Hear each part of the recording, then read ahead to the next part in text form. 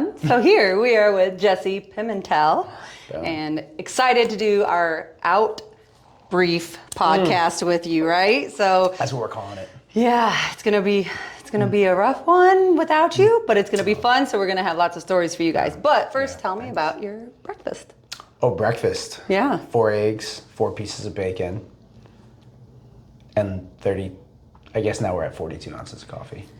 You run on caffeine and protein. It's 1 o'clock. 1 o'clock, so we're at 42 ounces. And yep, there you go. And that's what's funny is this is my very first sip of coffee today. Yeah. Oh, I mean, the espresso. So the habit that I have is I wake up, turn on the espresso machine, grind the coffee. Coffee grinds. I get 33 ounces of water, pour it in. Coffee's done grinding.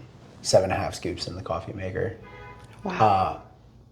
Turn the coffee machine on. The drip starts. Then I make the espresso. By the time I'm done drinking the espresso, the drip is done. And then I can pour the cup of coffee. Then I go into the room and start either whatever's on the agenda for that morning. That is a coffee connoisseur right there. I have an addiction. Yeah. I told I gave it up for Lent. Yeah. Yeah. And that was crazy. That's how long 40 days for 40 you. 40 days, and that's how I knew that I could have empathy for people that are addicted to drugs. Because that is your drug of choice. I was like 18 days of pain. Wow. Pain and suffering. Yeah. And I don't know if I'll ever do that again. But I bet your heart was happy that you took that break. I think overall, like Michael Pollan wrote a book called Caffeine, and it was really good. And it explained, like, at a certain point, you start finding that, like, you actually operate pretty well without it. Like, you might even operate better. But the euphoria that comes with coffee from people that get the buzz. Right. It's like, you're like, I love it. I want to keep going. Best ever. Yeah, yep. Please give me more. Well, that's awesome. So let's talk a little bit about your family and your service and what you've done in the military and why we're on here and why you're our guest, right? That's so cool. So that's a lot of questions. Let's start about family. you. Family is the most important. My wife, Elizabeth, she's a saint. I call her Saint Elizabeth because she married into having 3 older stepchildren. Right. And we met in the military, and we have Elijah, Isaac, and Eden, 17, 16, 14. Senior, sophomore, freshman. Wow. And then Elizabeth and I have David and Olivia 4. David turns 5 in 10 days. Wow. And my 17-year-old turns 18 tomorrow. So you have the entire range of every stage in adolescence to teenagers. We talk about having other kids, and I'm like, babe, I will be, I'll be 61. If you have them right now. If I have one right now. I'm like, I'll be 61 years old when that foreseeable child graduates high school. Wow. I'm like, and we do our rites of passage, so like that means at 58, I would be leading a 60-mile jaunt through some sort of difficult terrain. Wow. And I was like, I don't know, babe. But she ultimately, if Elizabeth is in, we're in talks right now. It feels like negotiations. Right. Yeah. Like normally when people go into a relationship, they're like, okay, I want 4 kids. Oh, I want 2. Okay, we'll settle on 3. Yeah. Well, you came in with 3, and then you had 3. Yeah. Like, or 2. We have 2. You have 2. 2. Yeah. But if you have another, that's a whole. The next one. And Elizabeth feels like we should have even numbers. So. Yeah. I mean, like if I knew it was going to be a boy, it would be so much easier. Like if you could pick. These girls of mine are really stubborn. I have a teenager too. She's. Whew. My 3-year-old, like, she looked at me yesterday and she goes, "What's in your armpit?" I'm like, "You're 3. Stop it. I'm like, what are you doing? You should be like." Did she want to bedazzle it? She didn't understand why I had hair and she doesn't. No. Like you're connecting dots that, like, David is just knuckle dragging, running into walls. Like he doesn't know what's going on. Yeah. So. She's curious. Yeah, she is. She's very smart. Like she knows what's up. Yeah. And that's how Eden, my 14-year-old, she was very much the same way.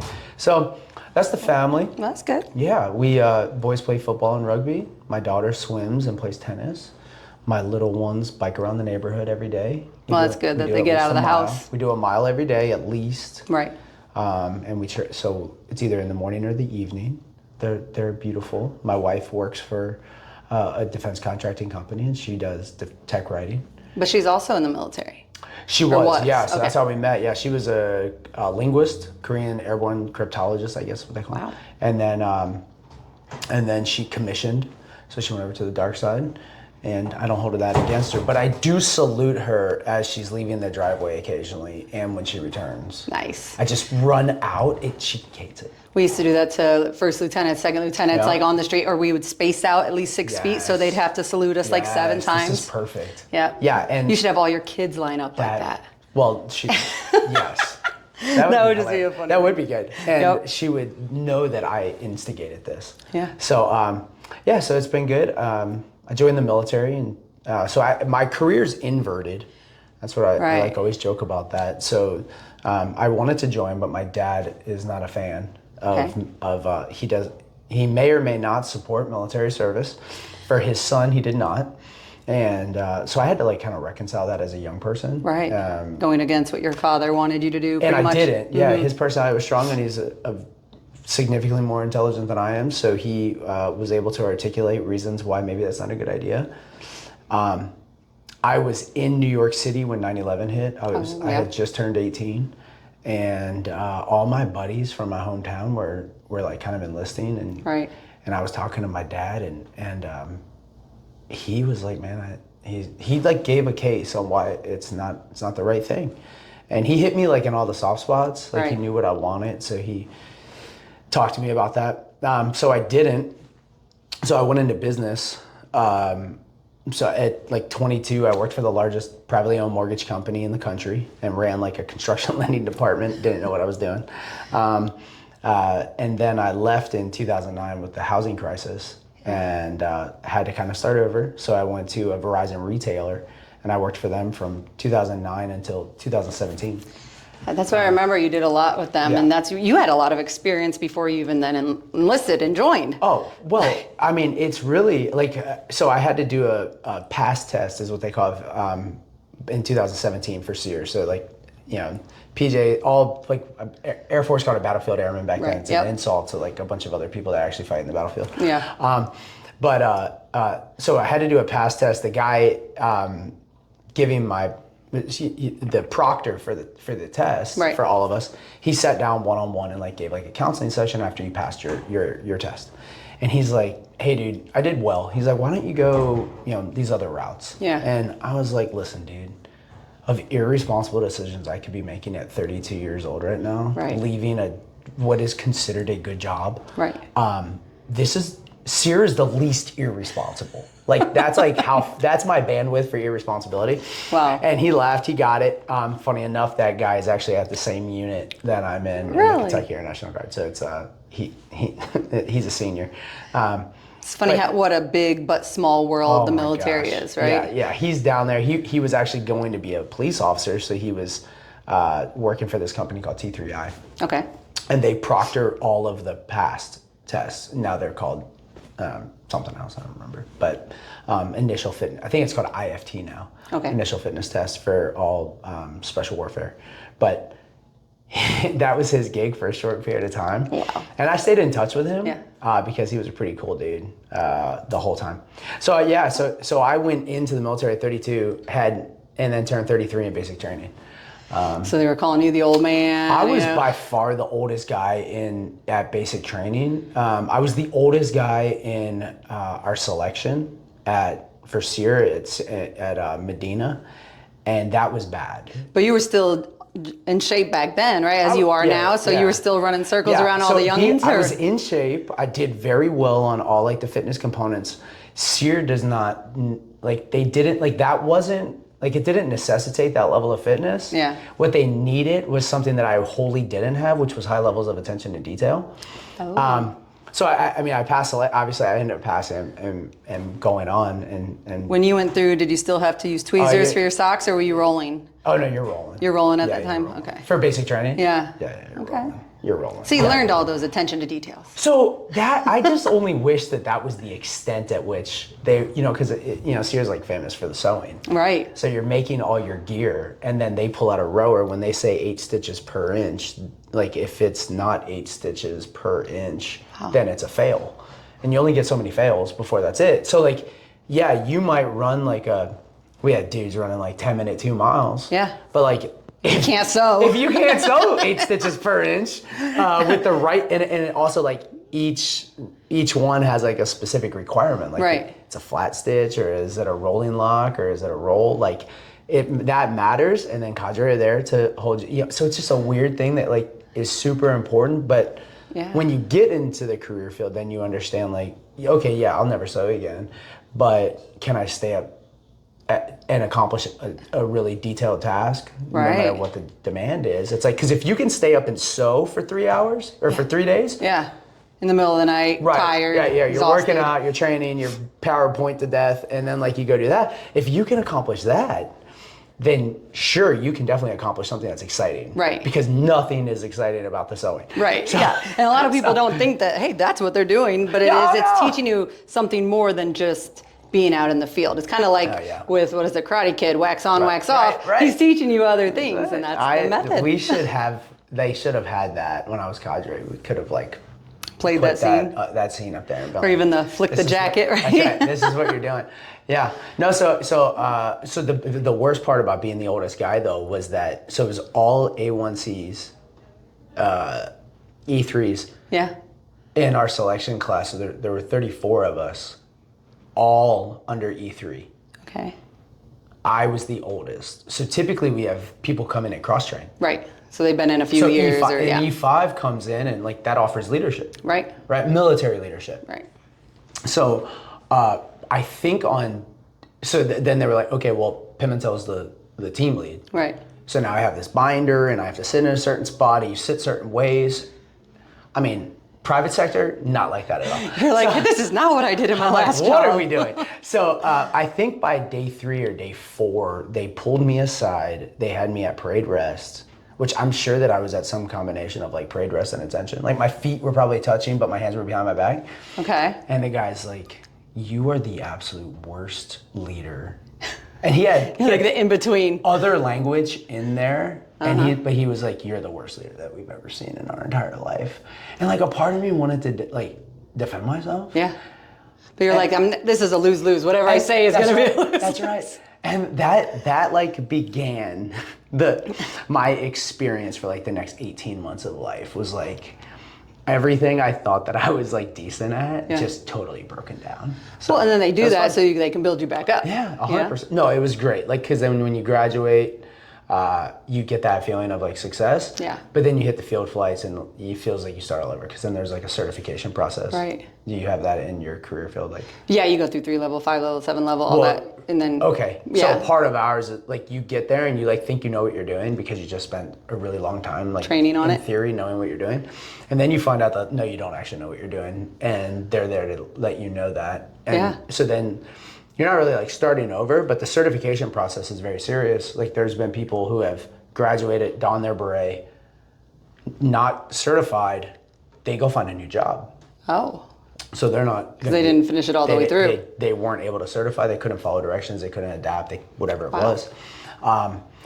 So when when that happens, I mean, you now spent like a better part of 2 years of your life trying to do something, so it's very serious. So then you go in there and on your first trip you probably think that you're a rock star, and some are. I was a hard learner, so it took me a little bit longer. Then then I certified, and then you're like, you're good. You're out there. You're taking your service members out into the woods, and that's like such a cool, unique. You've led a lot of trips out there, like.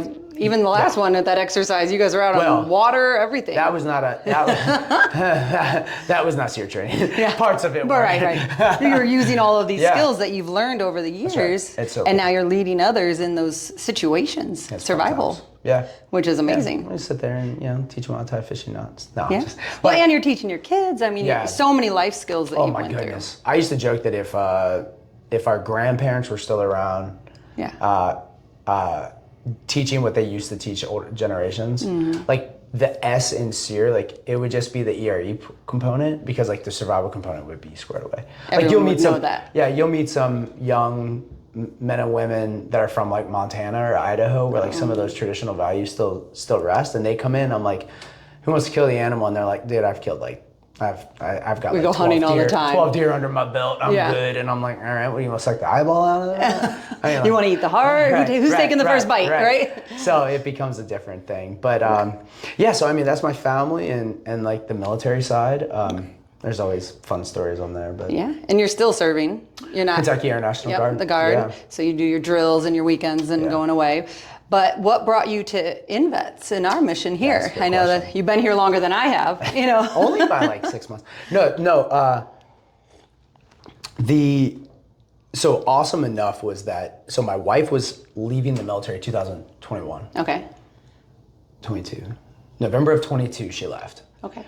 And that's when we bought our house here in Carmel. And she contacted INvets. Really? And was like, hey, you know, can I get some help? And INvets was trying to help, and she was talking to Brian and Sarah. Yeah. And Kate at the time. And she sent me a message. She said, hey, you know, why don't you sign up? Yeah. So I go onto the website, right? And again, attention to detail, right? Yeah. So it must have taken like 15 minutes to fill out all this information. I'm texting her while I'm doing it. Like, how do I spell my name? I'm like, what is happening right now? Why do they want so much? A picture. But I did it. I did what was asked of me because that's ingrained in us. Mm-hmm. So it did take 10 or 15 minutes. We got it done. And then I got a long email from Jerry Young. You know, that did you get that very detailed email from Jerry? Mine was a different roundabout because I reached out to him through Jerry through LinkedIn, and he was like, "Oh, you're going to be with Dana," and so he told me to reach out to Dana. So it did work out. Okay, all right. Yes. So I got this long email from Jerry. I'm like, I'm never going to read that whole email. And then I was like, yes, you will. Yeah. So I did because I was like a normal transitioning service member. I was still, you know, I had 12 months out from leaving active duty. Right. Elizabeth hers was expedited, so she was already here. We were trying to figure out some things. Okay. But she was here. I had the 12 months like a normal service member, and to plan and prepare. Right. Yeah. But it flies by. So, talking to Brian, I'm talking to Sarah. It got probably to where I was 6 months out, and Sarah and I started having like phone calls, and she dedicated so much time, which was, you know, when you like now knowing what we know, like it was crazy. Like we would be on the phone for like an hour. Yeah. And Brian and I never had a chat, but he would send me jobs, and they were trying to link. You know, what do we give a SERE guy? Yeah. How can those skills translate? So I was getting DNR. Oh yeah, that makes sense. A little bit. Yeah. Until you meet me. Yeah. And then you're like, no, not so much. Yeah. Maybe not give him a badge, but you know, let him be out there. Maybe not give him a badge.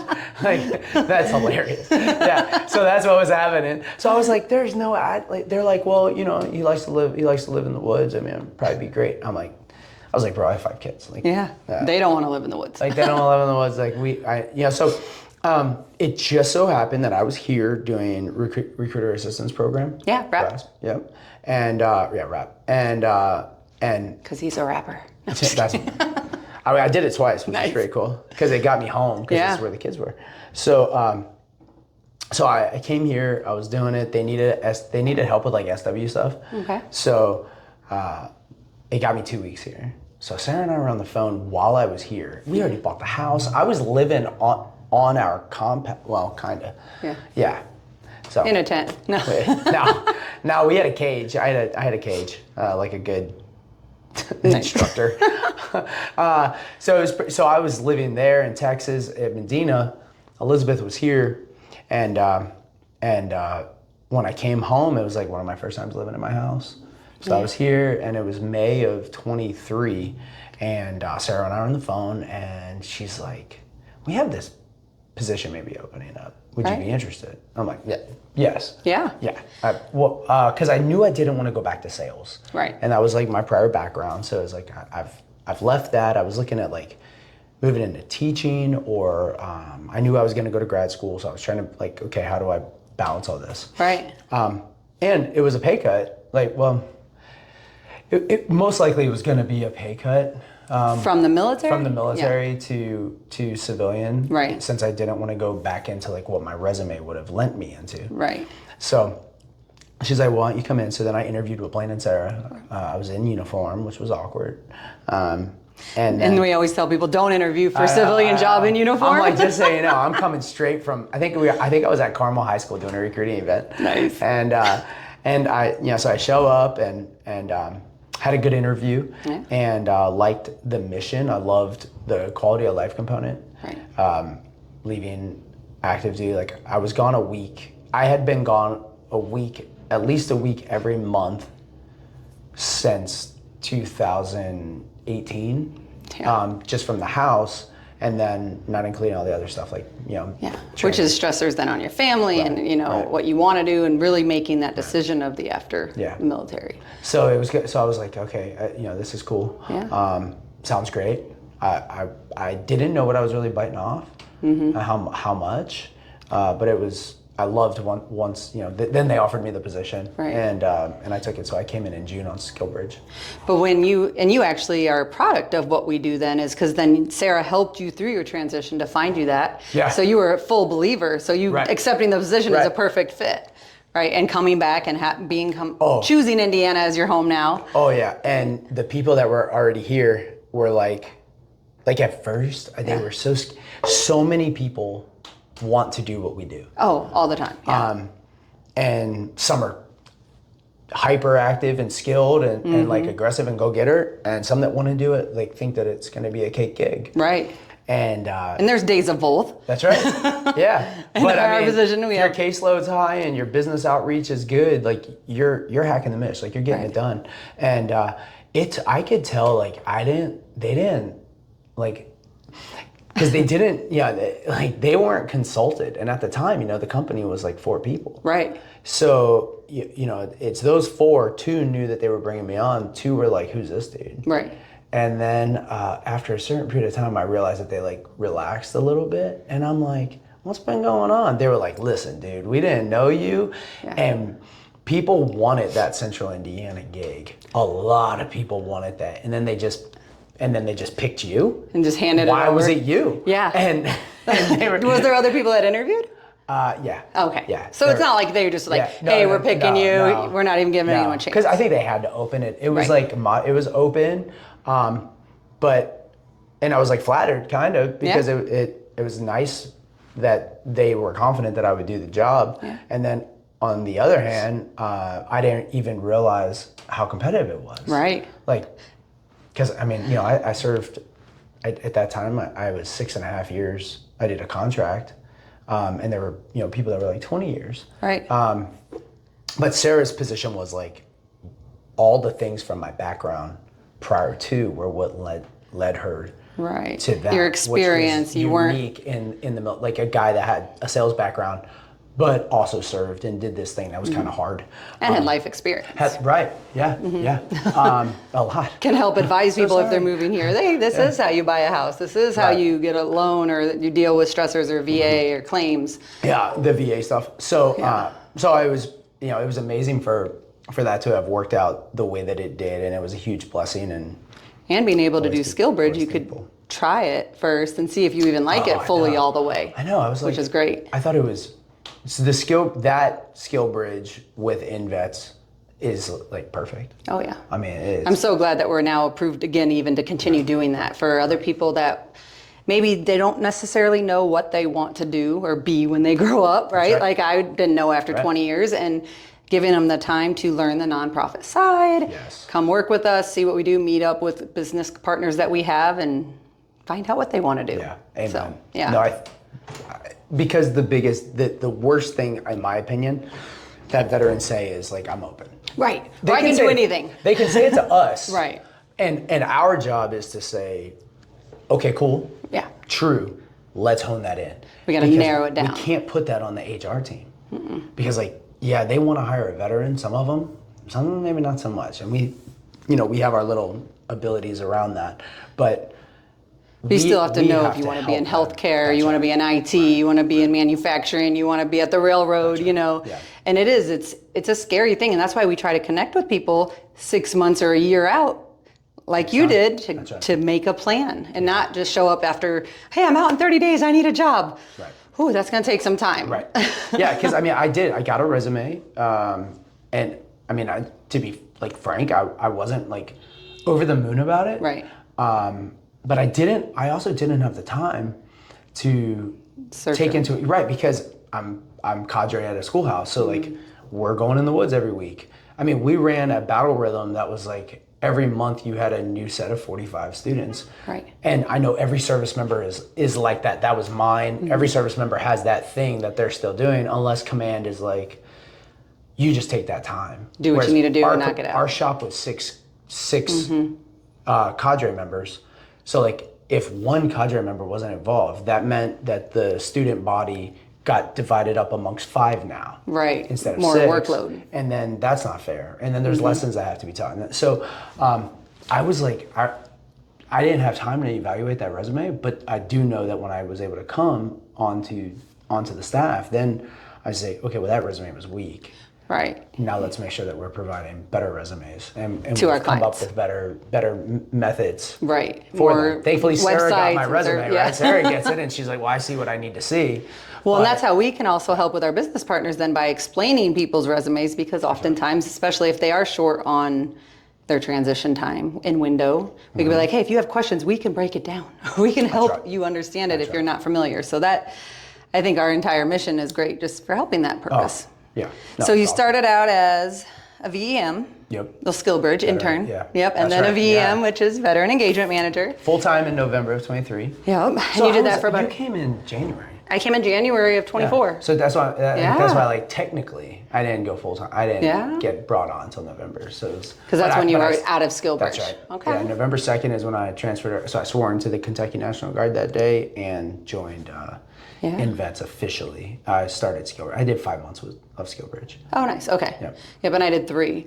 So very similar. But yeah, I started, I did the HOH plan to get in. You were able to get in a cohort. Right. I was not able to fit within the cohort schedule. Yep. So you were able to pick your time frame, which is nice too, because having that flexibility, then INvets can do both. My command was on. I started letting command. I mean, command knew exactly where I was at 12 months. I'm like, I'm prioritizing me. I'm getting out. Yeah. And they supported that. So as long as I went to them, my commander was like, hey, you put it in front of me. I'm gonna sign it. Right. So when I finally had it, we closed the SkillBridge thing in like less than 2 weeks. Nice. And that's unreal on some installations. Right. But the 12-month education call took place. Right, which was mandatory to even be able to sign up, and you have to have that before 12. So it's like all those little things that can build. And then I started hunting. Oh my goodness. Well, and each branch does it a different way. Like I know in the Air Force, we had to go to a SkillBridge course to even be considered for it to open up. CSP, probably the same way. If people aren't going to TAPS and they're not getting that information, and most people are like, oh, I can do 180 days. No, you have to out-process and do everything within that 180 days. And now even based off people's ranks, it's different for each branch. You gotta love when the military is like, we want SkillBridge to help our service members find employment. So we're gonna make it harder for them to do SkillBridge. Well, yeah, and that's why they need to find the people that know the ins and outs. I know. Like us. But that makes me want to lose my mind. Like on the other side, like you're not. What are you doing? Right. Like don't 1984. Like don't try to like act like you're trying to help when you're like. Yeah. When you're actually just trying to make it harder. Well, they were losing so many military people early, 6 months early of their contract, and so it was hurting in some. And now we have the retention on the other side. Like we go to some TAPS events, and like people are like, "No, re-enlist." Yeah. Yeah. I'll give it a go. Yeah. So try it again. So I started as Central Indiana Veteran Engagement Manager, and that was a blast. Had a pretty large caseload. Right. For Central Indiana, which makes sense. Right. Everyone wants to come to the We have the capital. counties. Yeah. We have Indianapolis. We have Carmel. We have Zionsville, Fishers, Westfield, Noblesville. Have all the big attractions with the Colts and the Pacers, all of that too. Right. Yep. And then, but we also have like some of the best businesses. Right. But the fun part was being like a lone ranger. I went to, and you did it this last one, I think. Right. San Antonio HOH.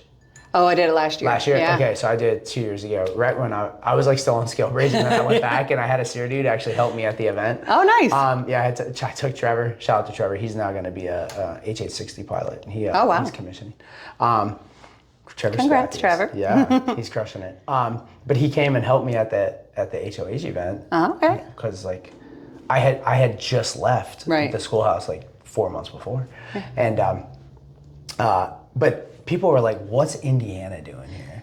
And that was when it was so much fun, because I was like, "Listen, Texas, I know you think you got it best, but check it out. Indiana is here, and here's what you have to offer." And I met people at that event that moved to Indiana, and one of them was IU Health, and are like looking to help us hire people at their company. Get into that, which is fantastic because they know that their company is great, and that's where we will want our veterans to have good employment. Yeah. So how many times did you hear, oh, Indiana only has snow and corn when you were out on the road? Or nothing to do. Or nothing to do. Or it's just what?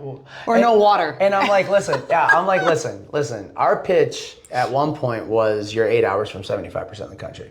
I was like, but there's actually things to do here that you don't have to drive 8 hours. And between the dunes, between Brown County, I mean, Brown County looks prehistoric at certain, like we go on hikes through there. Yeah. And and you get all 4 seasons. So like you can have the winter sports and events, and you can have the summer sports and events, and then you can have beautiful days like today that are sunny and jeans and a t-shirt weather. Yep. That's my favorite time of season. Indiana, and I like that we also are hunting for veterans to come here, right? So that like doing that, traveling around, going to Colorado, going to places where they have like, I mean, Colorado has a lot, right? I mean, Pikes Peak looks down on Fort Carson, but and it's beautiful. But on the other hand, is Colorado trying to compete for a veteran to stay there?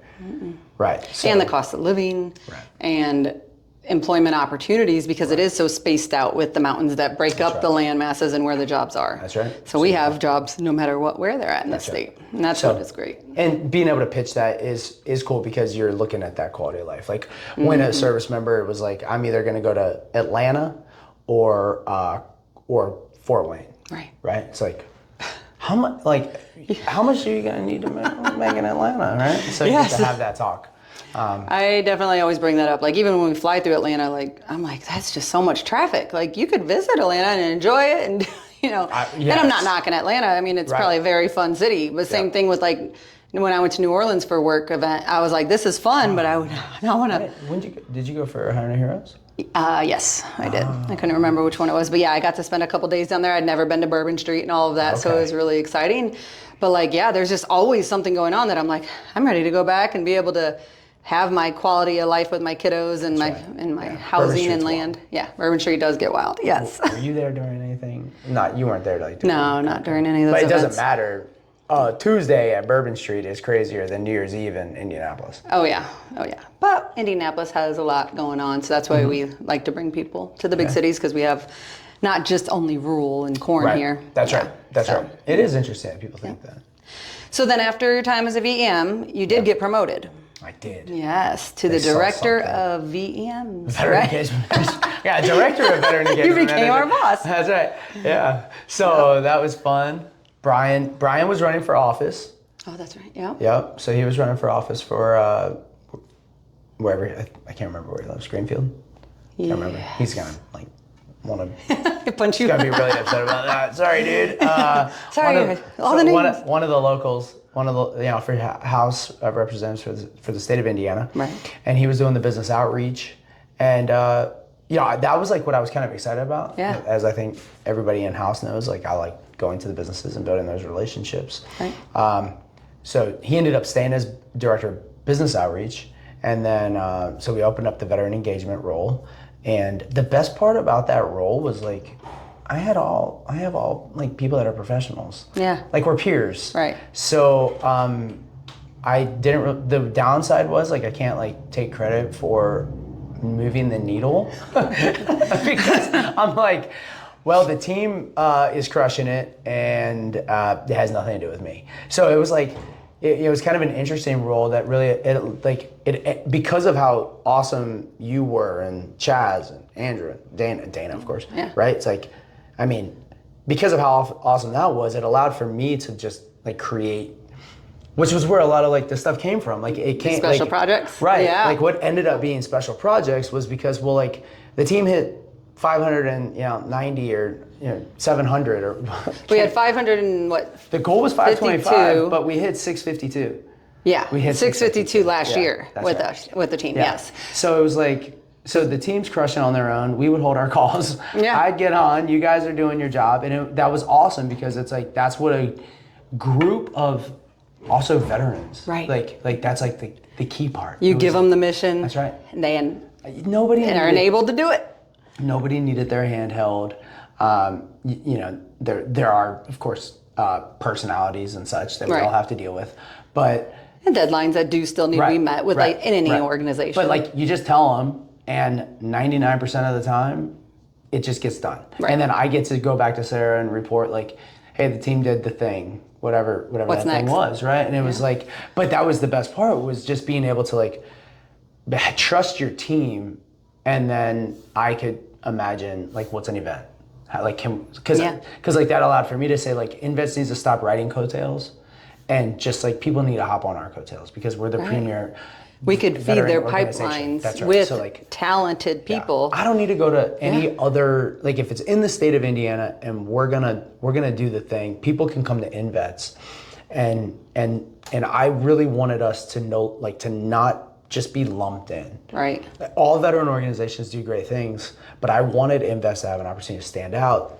By being able to trust my team, I was able to dedicate that intellectual bandwidth to envision those things. Right, with like the summits that we're now having. Right, the podcast, the mentor, the internship. It's just like keeps growing. Things keep going, and I was grateful, one, that SERE never was like, hey, stay in your lane. Like I felt like that was like a leadership component for her, because she could have allowed you to. She could have held you back. It. Right. Yeah, she could have said no, just focus on your team, and she didn't. She was like, okay, this is great. Just show checks and balances. Yeah, let's do make the sure thing. It's legit. And then those things ended up being, I think, productive. Like it wasn't horrible, but we crushed our goal, right? We crushed our goal, and we dealt with a lot of adversity and stress relative to a budget. Like half of the time that we were doing our job, we were considering whether the state, where the state was going to put us. Right. Right. And the team just kept doing their job. They didn't stop. And again, it just speaks to like the resiliency of service members. Like our entire team, front facing,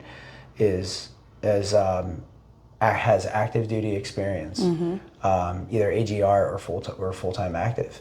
And when you watch a collection of those humans do the thing, get the job done, like it's like, that's always my argument. Oh yeah, we can adapt, we can overcome, we can still hack the mish. Even with losing, we kind of have to coin phrase that for you when you get to it. I now get to quote, so there's a guy, he is stationed overseas, and he was my flight chief. Okay. And he would say hack the mish. Oh, so you stole it from him? I did. I did. Now I get to give him credit. I won't say his name or anything, but he knows who he is. Okay.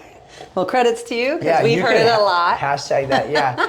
And the Friday song that I drop in the veteran engagement chat. You want to sing it for us? No, I don't actually know it. But it's Friday, and then that's it. So Friday. Yeah. So he would play that loud, sitting like in like the lotus position, like a Buddhist. Okay. Like legs crossed, on top of our desk.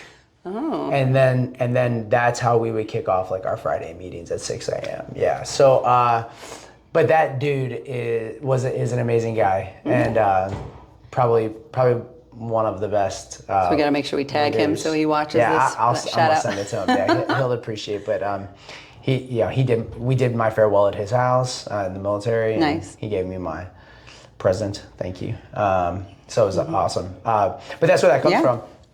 And we were able to get it done even with all of the adversity that comes with when we say adversity, like most of us weren't sure if we were still going to have a job.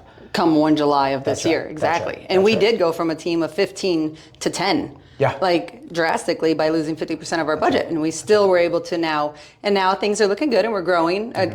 Well, Nicole's doing a great job at getting out there. Chaz is doing a great job outreach, at finding the organizations that we have helped or that would like to partner with us, and then fill that gap. Sponsorship, which is healthy because we are providing a service of value, and when an organization sees that, then they know, okay, well, I could also give. Yeah, I can give back, and it's no obligation. Great partnership. Yes, yes. That's right, and no obligation. Yeah, where it's just like, hey, if it's a great matchup, we want it to work out. That's right. Okay, so that brings us all the way around to July, and now you're Director of Special Projects. Yep. All during this time, you're also doing your MBA at Notre Dame. Yeah. And doing school and doing classes and doing drill and a father of 5 and a spouse. Yes. When do you have time to sleep? True. So that's good. 6 hours is the number. Okay. I try to get 6 hours every once in a while. I'll try to get, if I get a 7.5, it's like, almost too much? A whole nother human capability. But no, it's been, I mean, I look at all the opportunities that have come as like a huge divine blessing. If somebody, this is not my plan. Yeah. Like this was not like the plan. Like it's weird. The plan that I had, like God just like hijacked and was like, no, that's not how we're going to do this. So like all of these things like that you just named off, all were like from outside of my, like I never would have guessed INvets. Right. You know, well, you weren't even planning the military originally. You know, your dad didn't want you to join. You know, I know. Daggone dad. No, but then, and everything happens for a reason. That's right. But you're right. Like all these things have fallen into your lap, which is leading you to your ultimate goal of just being a successful and wonderful human, right? I think that ultimately, like that's it. I just want to be a better human than I've been in the past, and I've made plenty of my own mistakes. But it was like being able, I never would have. Actually, to be frank, when I was leaving the military, I thought I would go to law school. Oh. That was kind of my goal, and then when I got here, Elizabeth and I considered, mostly. I mean, Elizabeth was supportive of me no matter what, but I wasn't going to be able to work, and that wasn't going to work. You needed to be at home. I needed to be able to provide. So then I had to spend a year trying to evaluate. So I did. I did grad school at some other place, doing some learning that was just solely interested in for me. Yeah. But then that opened up the door to learning hey, what about Notre Dame as an option? Yeah. And I was of course, unlike most people that know of Notre Dame, if you're sane, then you I joke with a buddy. He called IU the nation's greatest academic institution. So and we debated that. But who won? Well, I think I did, of course, because it's Notre Dame. But then so I was on a run this past week when I was up there, and I sent a picture of Notre Dame with the basilica in the background, and I was like, now you can see what the greatest academic institute. So that, of course, and he didn't even reply. So that's how I know I won. Yeah. He just gave up. He just got sad. He did. He just imagined being in Bloomington, which is also great. It's a wonderful school, wonderful city. School. Yeah. And that's actually where we're having our next summit in Bloomington. Yeah. Which is beautiful. Yes. I mean, I've got buddies he got his MBA from there, so that's. Half my family went to IU. Yeah. I have a niece there right now. Oh, at IU? Yeah. Yeah, my oldest he's going elsewhere, but it's just all been a blessing to be able to do what I'm doing, and also takes amazing support from Elizabeth, because really I couldn't do any of it. Spouses definitely hold each other up, especially in the hard times. But her being supportive and you traveling back and forth and being in outreach and all the time. So how much longer do you have with your MBA program? Notre Dame I graduate May of 26. So next year. It's a 2-year program. Yeah. Yep, 2-year program, and it's I can't. That'll be awesome. So it's kind of funny because the weekend I graduated from Notre Dame, my wife graduates from grad school because she's also there, not at Notre Dame, but elsewhere. And then Elijah, my oldest, graduates from high school. Oh. And it's all that weekend. You gonna have one big party? Well, thankfully. Probably, but because I'm the last one to have the walk. So Elizabeth walks first, then we come back from St. Louis. Then we'll walk with Elijah, and then the whole family will go up to Notre Dame for my walk. So that's pretty cool. And then the goal is for us to do a nice vacation together, celebrating. Yeah. Yeah. So do rent a house or something.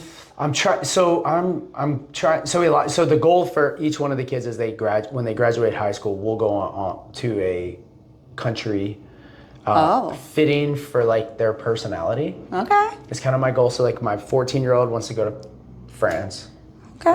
My 16-year-old hasn't told me yet, but my oldest is very laid back, like big smile. Yeah. Just go with the flow. Like he's never met like a sense of urgency has yet to find him. Yeah. So I'm thinking something like Central America, surfing, like something like that for him. Go to Australia. Yeah, that would be fun. Get eaten by a shark. I'm terrified of. So I like to surf. Well, we like to surf, but I do it in places where I don't see any shark attacks. Oh. Well, I mean, it's so a big ocean. Portugal's one of them. Okay. But that's where my dad and my stepmom live in Portugal. Oh, so, nice. So it's a win-win. Yeah. It could be because it's nice to be able to see them. Yeah, and visit there. Yeah, so it's coming up on your graduation and everyone's graduations, which is congrats to everyone coming on them. Has that now started to just make you kind of think of what do you want to do for your next steps and what that kind of transitions us a little bit into your future goals. Like, what am I going to do with this MBA degree from Notre Dame? You know? So, is this where we talk about the out process? Well, we'll get to it. Let me make sure I'm not missing any of my notes. Yeah, well, that's funny. So, how did you come to the decision of possibly letting us know that you might be leaving INvets?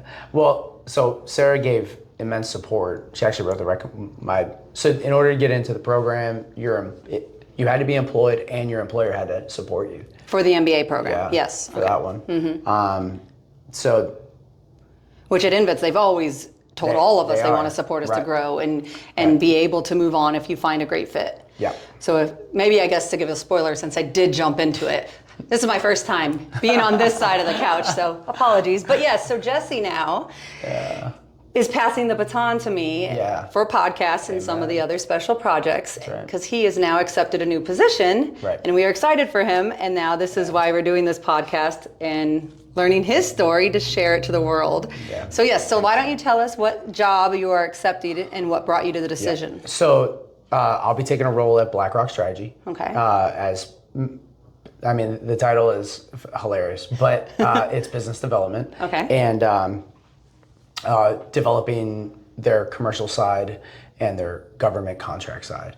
Mm-hmm. So to this point, they've done a really good job at growing organically with based on really, their reputation as an organization, who the leaders of the organization are, have excellent reputations.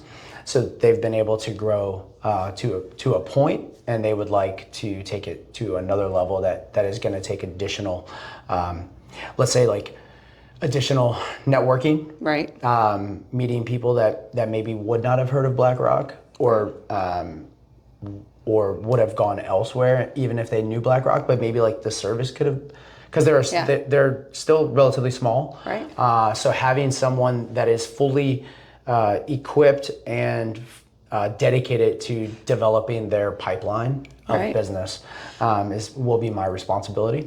Which is fantastic because you've done outreach and you've done these developments. You've been in government side and you've been in civilian side. So why not the perfect fit and candidate for it? So, and they were a partner with INvets. Yeah.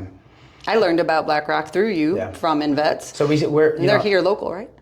So they're based out of Huntsville, but they hire remote and they have quite a few. So we have been able to facilitate or help quite a few service members go to Blackrock because one of the Kevin one of their partners, is based out of Indianapolis. Wonderful. So he's like a bridge. He has been the bridge for us. He's now a board member and he's been on the podcast, but without saying some of the names, there are quite a few people that have come through the INvets pipeline that now live in Indiana and work for Blackrock. Gotcha. So that kind of makes everything click in my mind. So, I first met with them. Actually, it was my first business meeting was with Kevin fall of 23. Oh, okay. Because I didn't know that he was on my distribution list. I don't know why he was on my distribution list, but he was. And he was getting my communication. Through INvets, Through INvets. Mm-hmm. And he replied to the CEO at the time and was like, I love this. Mm-hmm. What's this guy doing? I'm like, well, why didn't he just reply to me? Yeah, so like, he's ghosting me. I'm trying to reach out. So he went to that person, and then I ended up sitting down. And I was like, I know that people want to work for your organization. Right. They hire assessors for emerging technology, mostly like UAS and counter UAS. And it's kind of a niche thing, but their assessors in other organizations focus on like having an engineering background, whereas BlackRock's approach is like, I'd actually rather have somebody assess a technology that has seen something like that operate in real time. Okay, not just the schematic side of it. That's right, yeah. So like, if you know how to put the parts together, that's cool. But like, I want somebody that has been downrange and has seen here's how this could be of added value to the warfighter. So they take something of a different outlook to assessing that emerging technology, and then they have tech writers that review the assessment. Yeah. So once the assessor is done, then they have a responsibility of turning in a very comprehensive assessment of all capabilities. That's fantastic. Yeah, and then the tech writer gets a hold of it and really turns it into a document that is fitting for whoever's going to be evaluating that which is the government. The government's the what use customer. Do they see out of it? Yeah. Right. Can it go through a window? Can it go up the stairs? Can it go through the window from light into dark? What if there's smoke in the room and there's light outside? Or does it just right? And some of these technologies are being put together on not a ton of money. But just to get it off the ground, like can someone see it being able to do that, and do they have a customer on the other side? Right, so, for having the purpose of being able to throw the money into it to make it better for that customer. That's right. And then on the commercial side, you have high net worth clients who are, anywhere from travel, right? So like if somebody is a high net worth client, when they travel via private air, this is all open source. So there's a threat assessment that goes into them, where they are, what they're doing. Their home is potentially a target. Yeah. How can you mitigate risk from that front? You can go out and assess their house and the security breaches and all of that. And then additionally, do they have, if they are high net worth, oftentimes they're looking for opportunities to invest. And we can't, BlackRock would never advise like this is good or bad, right? But they can advise on what is there and what could enhance it. Or make it better. Can they get a hold of it? Can they invest in that technology? And we can provide that expertise. The team can. Right. So that's a little bit about them, and then a little bit about the role that I'll be doing. So you're going to be traveling with that? So I'll go to Huntsville. My anticipation is that I'll go once a month, and then there's also things in DC to participate in. Yeah. But again, it kind of gets back to like what we've learned about Indiana. Yeah. There's a lot going on here. We have one of the largest National Guards in the nation. Right. Like our National Guard outsizes our population. So we're top 7 largest National Guard in the nation. Wow. But our population is like 9 mil. So like for the state, yeah. Right. So it's kind of so we're doing a lot of good things. There's an exercise called T-Rex that takes place at Camp Atterbury, which brings people from all over the country and internationally. They come to Camp Atterbury, and it is there that National Guard brass, if you will, for lack of a better come and they get to see that emerging technology right here. Yeah. And they're choosing to do that in Indiana, which is really powerful for the military side. So I will have opportunities just to like in my own backyard kind of attack and see how we can be of assistance. That's fantastic, because we're going to still be able to then work with you as well at INvets.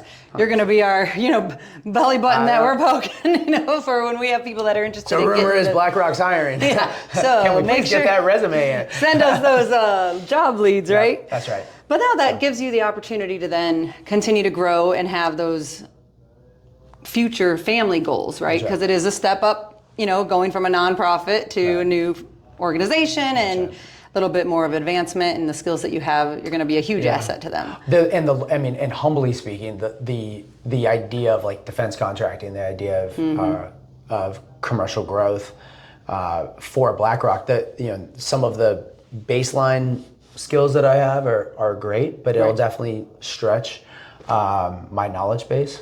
which is exciting. Like I got a training log that Kevin sent quite like a few weeks ago. He's like, no, I do not expect you to, touch this. But I looked over it, and I mean, I was not familiar with the vast majority of the material that was in there. Right. And it was, in his words, it's a 3 to 6 month training program. So the vast majority of that will be learning for me, just to have the proper knowledge set to be able to speak with confidence, which is great that they allow you that time, and you don't have to come in as the SME and doing this. They're going to teach you, they're going to train you, and that's what's great about being even any of our veterans that are getting into a position. You're going to be able to learn it. You're going to be able to grow within that organization.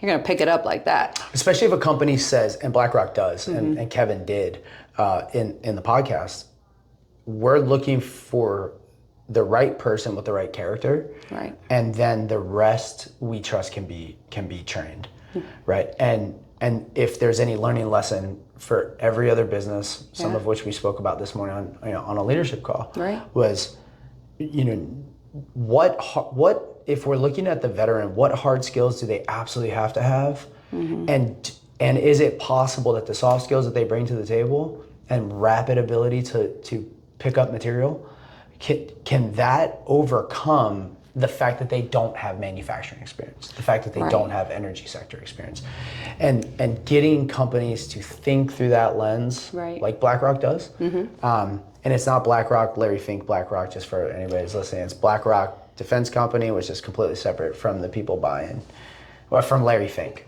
So just clarification, But every time I say BlackRock, they think it's the financial company.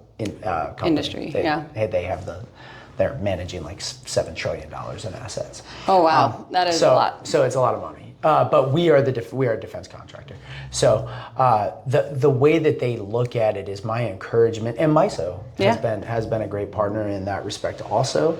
BMO Harris is like just now showing us that they are also. Right. I actually have a meeting I think set with them next week. What's up? Yes. So those companies showing like, okay, I know that we have always said X, but can we grow with Y, and actually could we pass X by doing it? Well, and I've had HR teams and people that I've connected with where they have to have 16 years of experience in this field or 10 years, and you're like, and a master's and a doctorate. And I'm like, how are you going to find someone like that? You're right. Is there something that is more important than the other? Because a lot of times these prereqs might need to be adjusted, and if we can find those people that are open to new ways of thinking, a lot of times people just like, I need people to show up and that'll be able to do the job and be taught and look the part and pay them over $60,000. Yeah, and pay them a good decent wage to be able to live. Try to tell them all the time, like and some of these the white collar positions that we're trying to get our service members in, most of them are over that, but like there is a standard that the service member, it's like when I talk to the service member, I'm like, hey, remember you did give 20 years to the military, and yes, that's a thank you, and that is a sacrifice. It's like really hard to explain to anybody that hasn't done it. But you also have a retirement, and you have potentially other income coming in off of that retirement, which your civilian counterpart doesn't. So it's like, remember the humility on that side. You're sitting in a pretty good position as like a 40-something-year-old, like to have freedom to choose what you want to do. That's right. Yep. Not struggling to feed yourself. So if you do want to go into a new position, be humble and say, okay, this is where I need to be right now. Maybe it is 60, and like you're like, I can't believe that because I was making X before.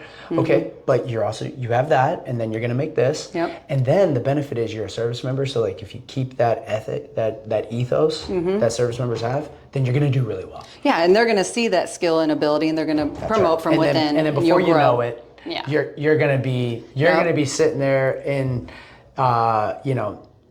April, May timeframe, wondering where you're going to go skiing with your family instead of like stressing about your income, whereas your civilian counterpart doesn't have that. And then on the business side, it's like, okay, recognize what you're getting from the service member. And I feel like both those like conversations, like there's like a positive and negative that we have to have right. with the veteran and the business. It's like, I understand why you feel the way you do. Because not every veteran is a 20-year, and they may be a 4 That's or right. 6-year, but they also have a lot of life experiences that maybe a college graduate with that degree prereq Right. won't bring to the table. That's right. So that's where just having those open conversations and being open to it. Maybe he doesn't have the degree in engineering or mechanical, but he's been a mechanic for 6 years in the military. Right. Hey, can we balance that out? That's right. And, and us being the advocate for the veteran first, but then also as the advocate for the veteran, we do have to have those difficult conversations with service members. Yeah, like you're not going to jump if you are a finance person in the military and you want to become a manufacturing CEO, you can't just jump right over. You got to learn and start somewhere of that factory. Sometimes, in early days, and I still kind of feel like this. It's like if you retired from the military and you're 40-some years old and your private sector counterpart didn't retire, they're 40 and they've given 20 years to the industry, then they do kind of have a leg up. Right. And that's where the service member needs to have that humility to say, okay, I don't have 20 years in this. But then when I talk to the business, it's like, does it really require 10 years of experience? Because now you are, in essence, we are punishing the service member for 20 years of service. Right. Whereas like that younger person that punches out after a contract or two, usually under 10, right? Like it's either, once you're over either or, the hump, right? For some reason, like we're like, oh, well, that's it. I'm at 10, I might as well go to 20. So, and that is the way we think. So that earlier service member that did that contract or two, and punches out, there's a lot of time for them, and they don't seem to have the same income demand as I don't know your experience, but as I see from like, if somebody retired 20 years, like they want a higher income coming out, but they are leaving 100%, they're leaving their sector. Right. So their subject matter expertise in the art of military, and whatever it is. Unless they want to go, unless it is like logistics, supply chain, because we do have some of those, which is awesome. And they can fit right in. That's right. But a lot of service members say, I want to do something new. I want to try something new. I want to pivot to something completely. And I want to make 150. And that's where we're like, okay, well, let's get the degree, or let's get the cert. Whiskey. Let's see. Exactly. Do they have an internship program? Let's see what they have to. I always tell my clients, like, we can try and maybe something will fall out of the sky and be a great fit and we can get you 150. But let's also open our ideas and minds to saying, where is a good median that you can get your foot in that door and then grow within that company, and maybe in a year or two be able to climb that chain and get up to the 6 figures. That's right. Because and it won't take it. We've seen it. Yeah. If they take that first opportunity, we have seen them propel. Oh yeah. At a level that their private sector counterpart has a tendency not to. Of course, we're biased. Right, we are. And, it's just that mindset. If you go in and you keep doing it, it's not like, oh, I finished all my tasks for the days, I'm done. I'm like, nope, okay, what can I do to make me ahead for tomorrow, or get more work done if I'm still here for 8 hours? They will shine. Yes. So I guess I'm trying to see what we should branch into next. So what are you going to miss most about leaving INvets? I know you're going to still be talking to us, but yes. Okay, so aside from the helping the veterans, meeting the new veterans, I've made friends. I've had folks who, I have names that are like popping into my head, and I don't want to say them because like, what if I leave somebody out? But and then you're like, you didn't say my name. The number of awesome folks in our community, like once you are in this space, like helping veterans find employment, like I have a really hard time imagining that that's gonna stop. Right. Vets helping vets is like our motto. That's what we do, and like everybody that's on our mentor list, half of them are probably folks who I've sat down and had coffee with, and had real conversations about like their experience, their life. Some of the business partners that I've made, like you did get to meet Kurt yesterday, and to know like at one time, like that dude, we were never going to travel in the same circles. Right. But because of INvets, I met him, we've had coffee, and then like now we have a friendship. Like there's no way I'm not having a Belgian beer with that dude.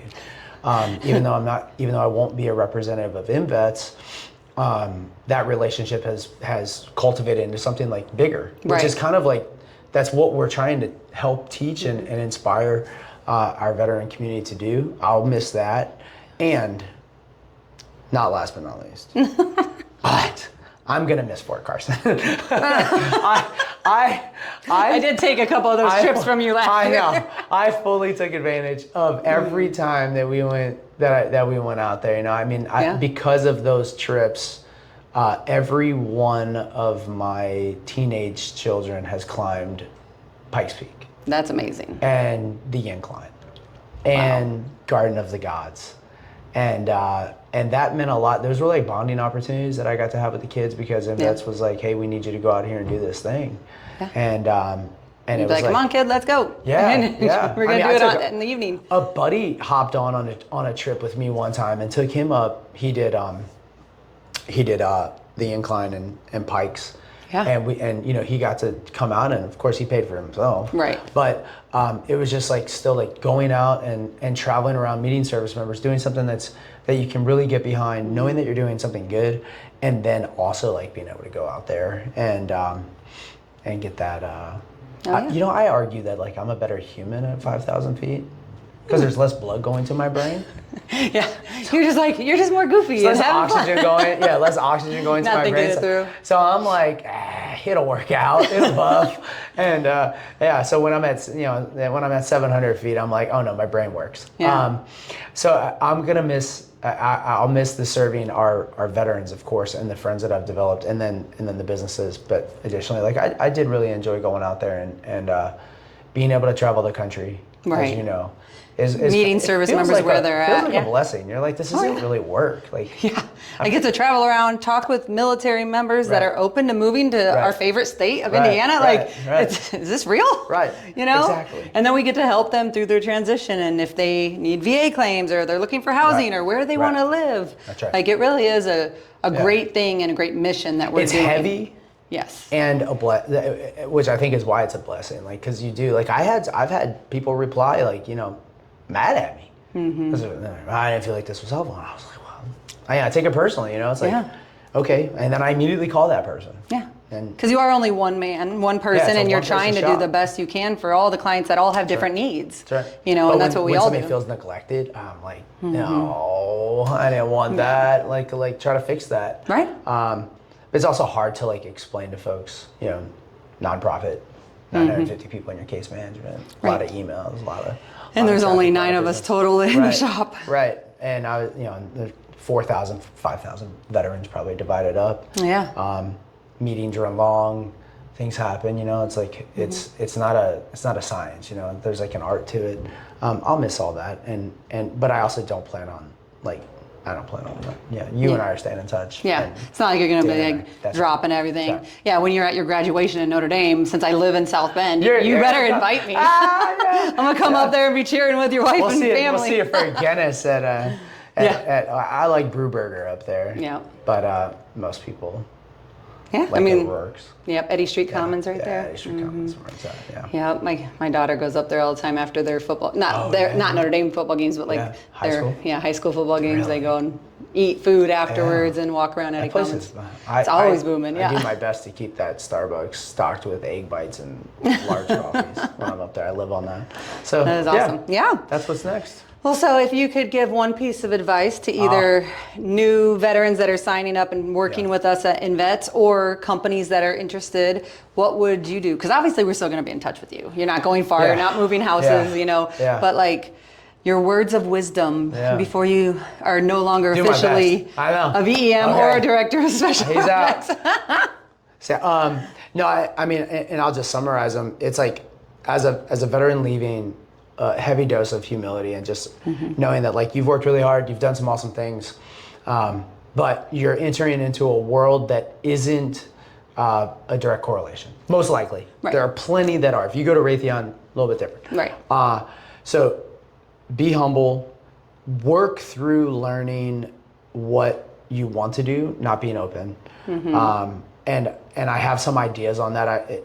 Like these projects probably would have come up, but one of them would be like a skill translator, which we're looking at doing that. Exactly. And or like a way to help. You know, whether it costs something or not, we can probably figure out a grant. But like having our service members that are open take some sort of personality type profile that helps them figure out like, okay, these 3 things are where you should go. And there is one, if people are watching and listening, that you can go to onet.gov, I want to say it is. I put it in our Slack channel for our things, and it is a profiler. It's a personal profiler. You answer all these questions. It takes about 30, 45 minutes, and it'll kind of show you like, hey, you may not have thought this, but this is kind of what you're saying you might want to do, because it asks random questions, and then it also then can show you what kind of job titles are in that, and what skills you would need, whether it's a certificate or, you know, just a course that you need to take, having CPR or whatnot.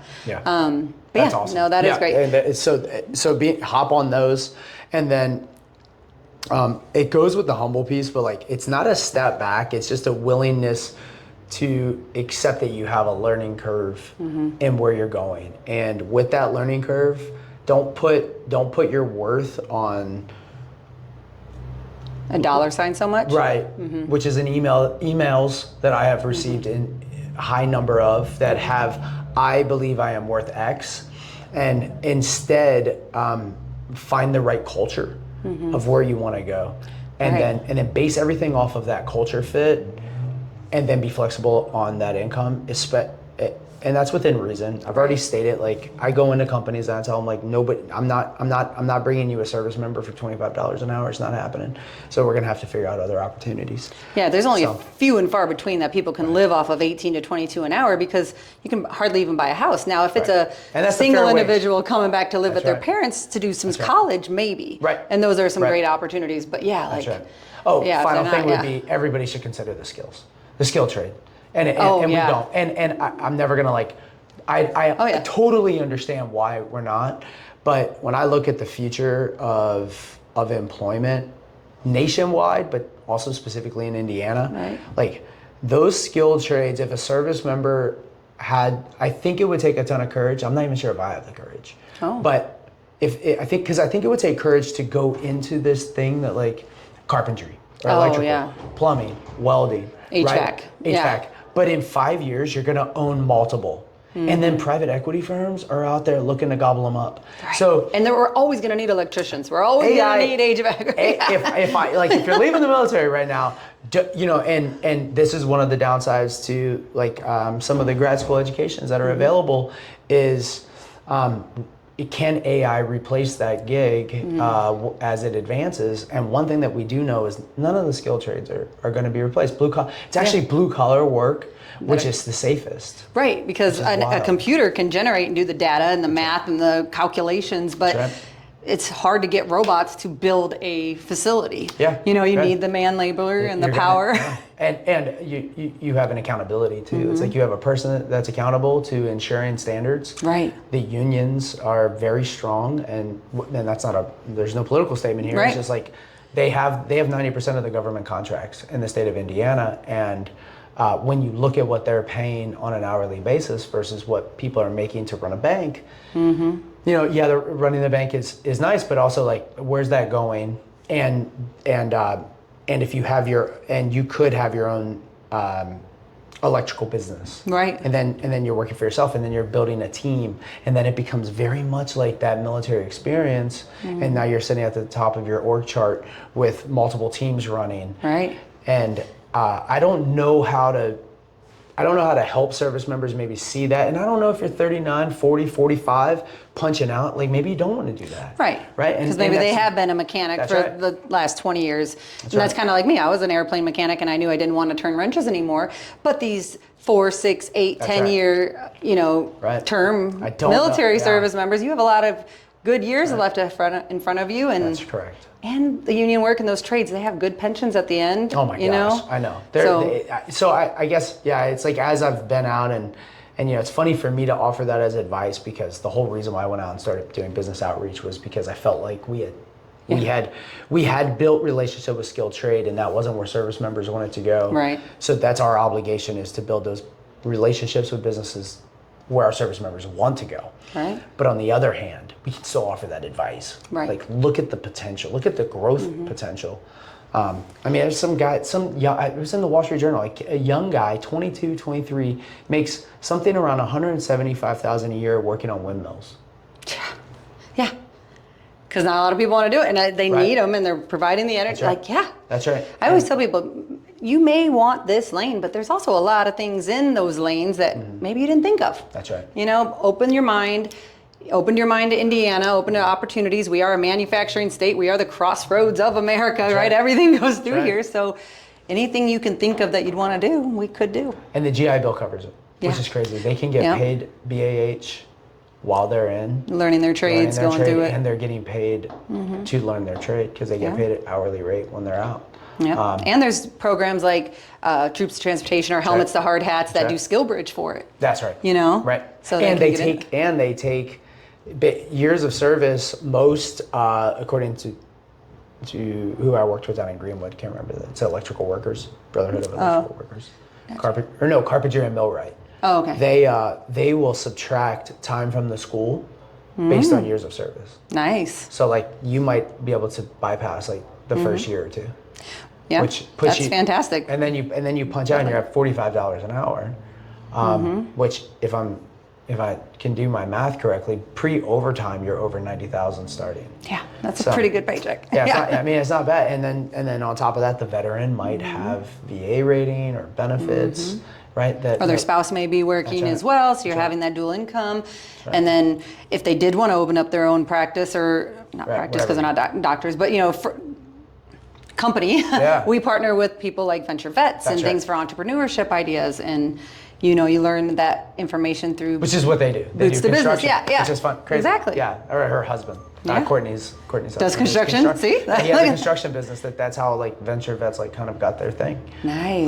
Because they did it in house. Yeah. And then they were like, gosh, we've got to help veterans be able to be entrepreneurs. Because so many people want to. Like I just had one of my clients.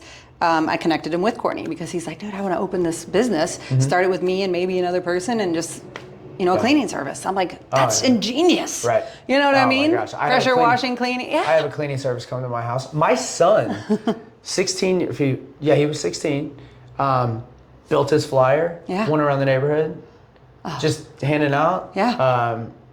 Did he get good response? He did. I pay him, come clean my house. Yeah. He went around, all exterior, but because we have a cleaning lady come to our house. Yeah. And I do think that might be a decent business if you could. Dude, it really is. Because so many people don't have time. Right. If you're working all the time. My wife and I both work. Yeah. Like our house is in danger perpetually of looking like toddlers running. Oh yeah. Well, and you have a ton of kids, and I'm a single mom. I have 2 kids, but I'm like, I don't have time to go out and pressure wash my side of the house when I know I need to, and I see it, and I'm like, oh, maybe next weekend. Oh, maybe next weekend. Webs have to be there. How did they get down? I just took them down yesterday. Yeah, they're everywhere, and I live like in the woods. You know what I mean? So I'm like, there's no way getting rid of the bugs. That's true. Yeah, you do have that back.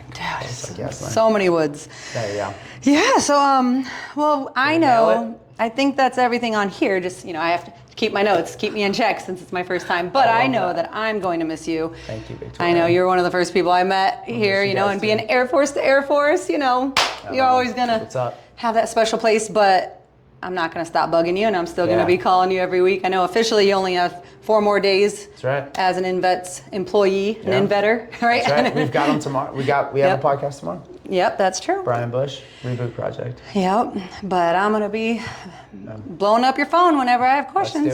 Let's do it. So, but thank you for everything you've done. Thank you. And this is fun. And I'm glad that you're taking over. I can't. Yeah. At least for the podcast, that's the for sure thing right now, right? Oh no! You got the mentors.